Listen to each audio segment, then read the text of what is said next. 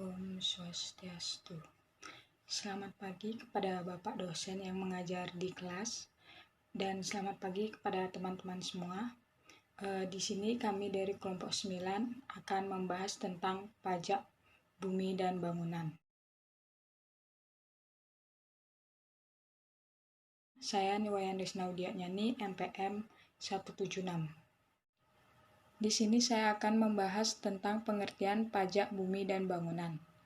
Pajak bumi dan bangunan adalah sebuah pungutan wajib yang diambil oleh pemerintah terhadap suatu bangunan yang digunakan sebagai tempat tinggal perusahaan maupun pelaku bisnis kecil dan menengah. PBB muncul sebab adanya keuntungan ekonomi yang didapatkan para pemilik bangunan, entah itu sebagai tempat tinggal atau memulai sebuah usaha. Besarnya pun pasti berbeda-beda. Selanjutnya, ada dasar hukum pajak bumi dan bangunan. Pajak bumi dan bangunan adalah pajak yang dikenakan atas objek pajak bumi dan bangunan yang diatur pengenaannya berdasarkan undang-undang. Undang-Undang Nomor 12 Tahun 1985 sebagaimana telah diubah terakhir dengan Undang-Undang Nomor 12 Tahun 1994 tentang pajak bumi dan bangunan. Yang pertama, KMK nomor 201/KMK 04/2000 tentang penyesuaian besarnya nilai jual objek pajak tidak kena pajak sebagai dasar perhitungan besar pajak bumi dan bangunan. Yang kedua, KMK nomor 523/KMK 04/1998 tentang penentuan klasifikasi dan besarnya nilai jual objek pajak sebagai dasar pengenaan pajak bumi dan bangunan. Yang ketiga, KMK nomor 1004/KMK 04/1985 tentang penentuan badan atau perwakilan organisasi internasional yang menggunakan objek pajak bumi dan bangunan yang tidak dikenakan pajak bumi dan bangunan. Yang keempat, Kepdirjen Pajak nomor Kep/251/PJ/2000 tentang tata cara penetapan besarnya nilai jual objek pajak tidak kena pajak sebagai dasar perhitungan pajak bumi dan bangunan. Yang kelima, Kepdirjen Pajak nomor Kep16/PJ6/1998 tentang pengenaan pajak bumi dan bangunan. Yang keenam, Surat Edaran Dirjen Pajak nomor SE 43/PJ6/2003 tentang penyesuaian besarnya nilai jual objek pajak tidak kena pajak PBB dan perubahan nilai perolehan objek pajak tidak kena pajak BPHTB untuk tahun pajak 2004.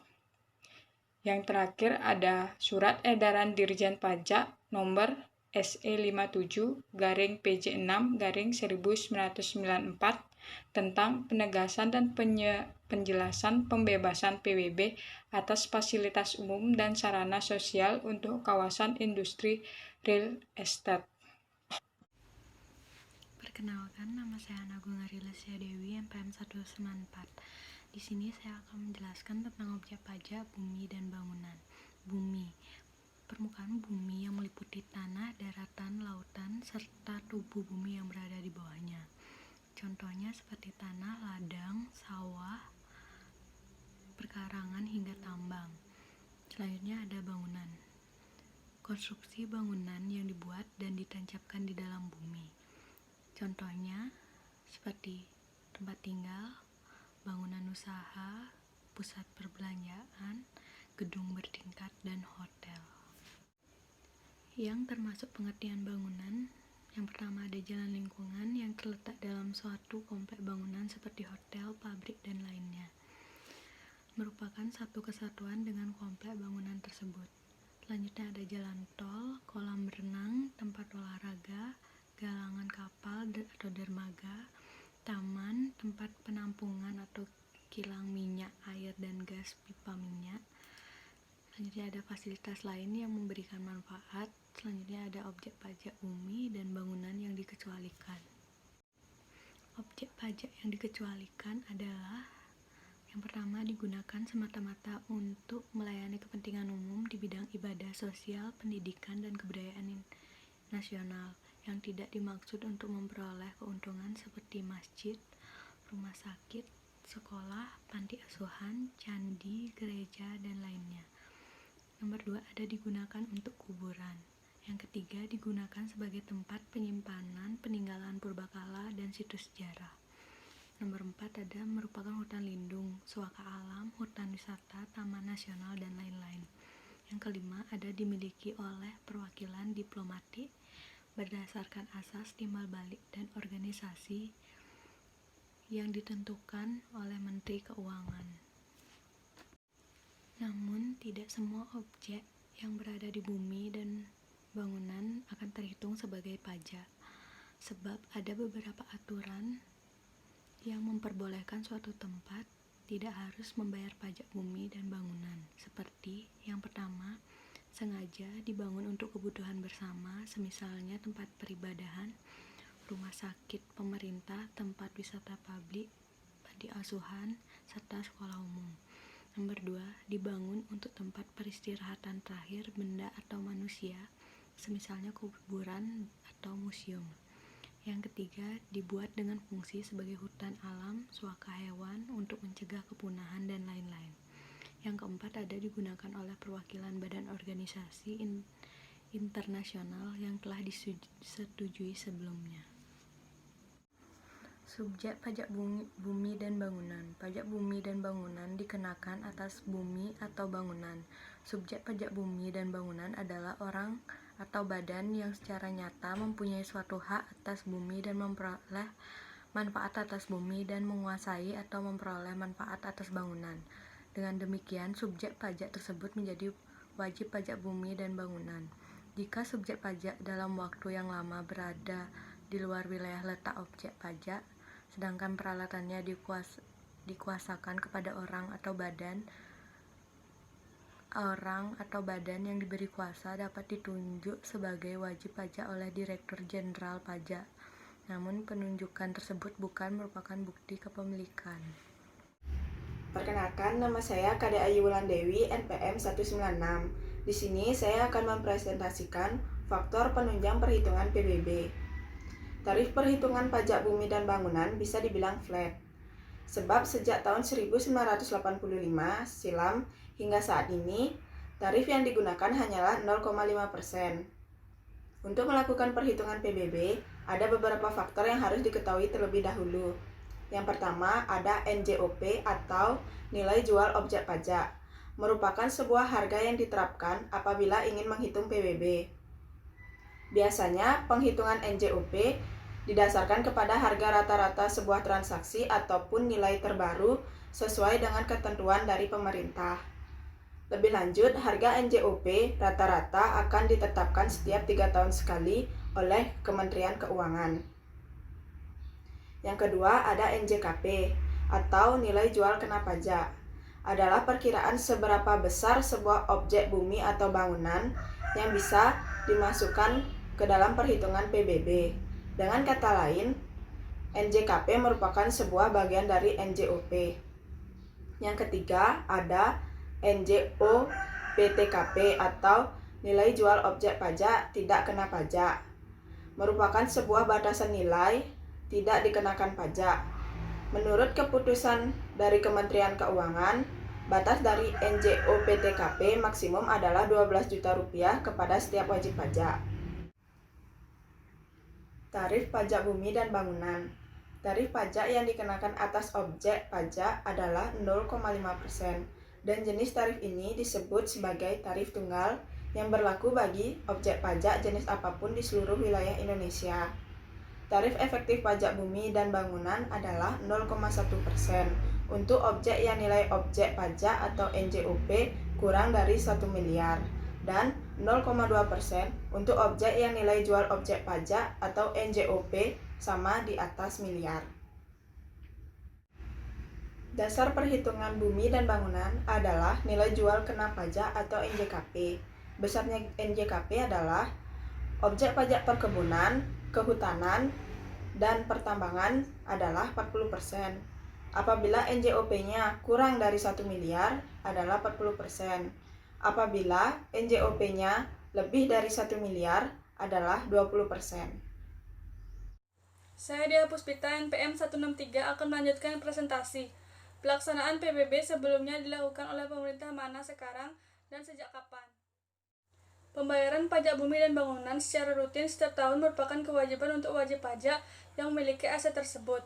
Selain itu, pajak ini juga dikenakan ketika ada transaksi jual beli antara dua pihak dalam rangka pemindahan kepemilikan atas aset tertentu berupa tanah atau bangunan. Untuk itu terdapat aturan pajak bumi dan bangunan 2019 yang awal tahun lalu diterbitkan. Peraturan yang diterbitkan sendiri secara spesifik ditunjukkan untuk memberikan arahan penilaian tanah atau bangunan untuk membantu pemerintah daerah dalam menetapkan nilai jual objek pajak. Mengapa hal ini penting? Karena jika penilaian terhadap NJOP tidak dilakukan dengan perhitungan yang benar, yang akan dirugikan adalah pemerintah daerah itu sendiri sebagai pihak yang menarik pajak tersebut. Aturan yang dituangkan dalam pedoman penilaian bumi dan atau bangunan ini masuk dalam Peraturan Menteri Keuangan Nomor 208/PMK.07/2018. Kembali lagi, aturan ini diberikan agar pemerintah daerah dapat dengan tepat melakukan taksiran JOP yang bernilai relevan dan sesuai dengan keadaan di lapangan serta nilai idealnya di pasaran. Dasar pemberlakuan peraturan. Sebenarnya peraturan baru ini tidak diberlakukan tanpa dasar. Awal mula pemberlakuan ini adalah kajian pada pasal 79 Undang-Undang Nomor 28 Tahun 2009 yang mengamanatkan NJOP sebagai dasar pengenaan pajak bumi dan bangunan, pedesaan dan perkotaan yang besarnya ditetapkan oleh kepala daerah setiap 3 tahun sekali. Masalah muncul ketika sebagian besar pemerintah daerah tidak melakukan pemutahiran data nilai NJOP dengan keadaan yang terkini dan tetap menggunakan nilai NJOP pada taksiran yang sudah tidak relevan. Tentu saja karena berkaitan dengan tanah dan bangunan, secara idealnya nilai akan terus meningkat. Sisi ini yang dianggap sebagai kerugian pajak jika tidak dilakukan pemutahiran data dengan cara yang tepat. Pembaharuan dalam Peraturan Menteri Keuangan Nomor 208/PMK.07/2018. Aturan baru yang diberlakukan ini sebenarnya tidak jauh berbeda dengan yang telah berlaku dalam Buku Pedoman Umum Pengelolaan PBB P2 pada tahun 2014. Hanya saja beberapa detail ditambahkan dan dirinci kembali sehingga dapat membantu pemerintah daerah dalam menaksirkan nilai yang sesuai untuk NJOP di daerahnya. Detail yang ditambahkan antara lain adalah teknik dan tata cara penilaian NJOP, utamanya dalam menentukan zona nilai tengah atau ZNT beserta daftar biaya komponen bangunan atau DBKB. Dua aspek ini yang dianggap sering mengalami kekeliruan atau kurang dimutakhirkan datanya dengan tepat. Pembaharuan lain yang juga tercantum dalam Peraturan Menteri Keuangan Nomor 208/PMK.07/2018 adalah mengenai peralihan bea perolehan hak atas tanah dan bangunan atau BPHTB. BPHTB sendiri tadinya merupakan pajak pusat yang dipungut oleh negara, namun dengan pemberlakuan peraturan ini dialihkan menjadi pajak daerah yang bisa dikelola oleh pemerintah daerah. Jika melihat penjelasan di atas, pemutahiran data dengan cara yang tepat menjadi sangat penting perannya demi peningkatan pendapatan daerah melalui pajak bumi dan bangunan. Pedoman tersebut dapat diakses melalui dan bisa dilihat selengkapnya pada edaran dari Kementerian Keuangan secara langsung. Nama saya Niputu Indah Supriya Dewi, MPM 1833121200. Saya akan menjelaskan materi selanjutnya, yaitu keterkaitan jual beli tanah dan bangunan dengan PPh. Yang pertama, pajak bagi penjual. Dalam transaksi jual beli tanah, baik penjual maupun pembeli dikenakan pajak. Untuk penjual, dikenakan pajak penghasilan. Dasar hukum pengenaan PPh untuk penjual tanah adalah Pasal 1 Ayat 1 dan Pasal 2 Peraturan Pemerintah Nomor 34 Tahun 2016 tentang pajak penghasilan atas penghasilan dari pengalihan hak atas tanah atau bangunan dan perjanjian pengikatan jual beli atas tanah atau bangunan beserta perubahannya sebagai berikut.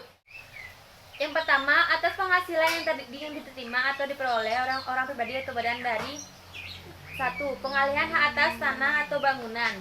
Kedua, perjanjian pengikatan jual beli atas tanah atau bangunan beserta perubahannya terutang pajak penghasilan yang bersifat final. Yang kedua, penghasilan dari pengalihan hak atas tanah atau bangunan sebagaimana dimaksud pada ayat 1 huruf A adalah penghasilan yang diterima atau diperoleh pihak yang mengalihkan hak atas tanah atau bangunan melalui penjualan, tukar-menukar, pelepasan hak, penyerahan hak, lelang, hibah, waris, atau cara lain yang disepakati antara para pihak. Besarnya pajak penghasilan dari pengalihan hak atas tanah atau bangunan adalah yang pertama 2,5%. 2,5% dari jumlah bruto nilai pengalihan hak atas tanah atau bangunan selain pengalihan hak atas tanah atau bangunan berupa rumah sederhana atau rumah susun sederhana yang dilakukan oleh wajib pajak yang usaha pokoknya melakukan pengalihan hak atas tanah atau bangunan. Yang kedua, 1%. 1% dari jumlah bruto nilai pengalihan hak atas tanah dan bangunan berupa rumah sederhana dan rumah susun sederhana yang dilakukan oleh wajib pajak yang usaha pokoknya melakukan pengalihan hak atas tanah atau bangunan. Yang terakhir, 0%. 0% atas pengalihan hak atas tanah atau bangunan kepada pemerintah, badan usaha milik negara yang mendapat penugasan khusus dari pemerintah, atau badan usaha milik daerah yang mendapat penugasan khusus dari kepala daerah sebagaimana dimaksud dalam undang-undang yang mengatur mengenai pengadaan tanah bagi pembangunan untuk kepentingan umum. Selanjutnya, nilai pengalihan hak atas tanah dan bangunan dalam hal jual beli yang tidak dipengaruhi hubungan istimewa. Hubungan istimewa dianggap ada apabila pertama, wajib pajak mempunyai penyertaan modal langsung atau tidak langsung paling rendah 25% pada wajib pajak lain. Hubungan antara wajib pajak dengan penyertaan paling rendah 25% pada dua wajib pajak atau lebih, atau hubungan di antara dua wajib pajak atau lebih yang disebut terakhir. Yang kedua, wajib pajak menguasai wajib pajak lainnya atau dua atau lebih wajib pajak berada di bawah penguasaan yang sama baik langsung maupun tidak langsung. Yang terakhir, yang ketiga, terdapat hubungan keluarga baik sedarah maupun semenda dalam garis keturunan lurus dan atau ke samping 1 derajat. Selanjutnya tentang pajak bagi pembeli. Sementara untuk pembeli dikenakan bea perolehan hak atas tanah dan bangunan, yaitu pajak yang dikenakan atas perolehan hak atas tanah dan bangunan.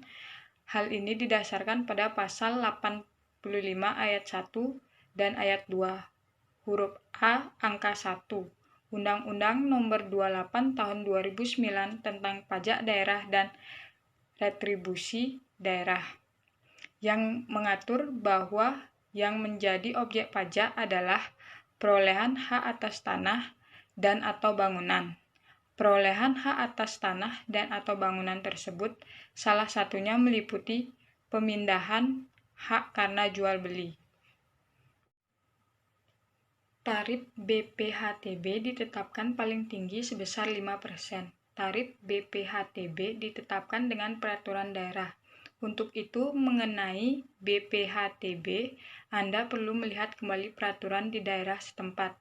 Seperti misalnya di DKI Jakarta, BPHTB diatur dalam Peraturan Daerah Provinsi Daerah Khusus Ibu Kota Jakarta Nomor 18 Tahun 2010 tentang bea perolehan hak atas tanah dan bangunan, serta Peraturan Gubernur Provinsi DKI Jakarta Nomor 126 Tahun 2007 tentang pengenaan 0% atas bea perolehan hak atas tanah dan bangunan terhadap perolehan hak pertama kali dengan nilai perolehan objek pajak sampai dengan 2 miliar rupiah. Berdasarkan Perda DKI Jakarta 18/2010, tarif BPHTB ditetapkan sebesar 5%.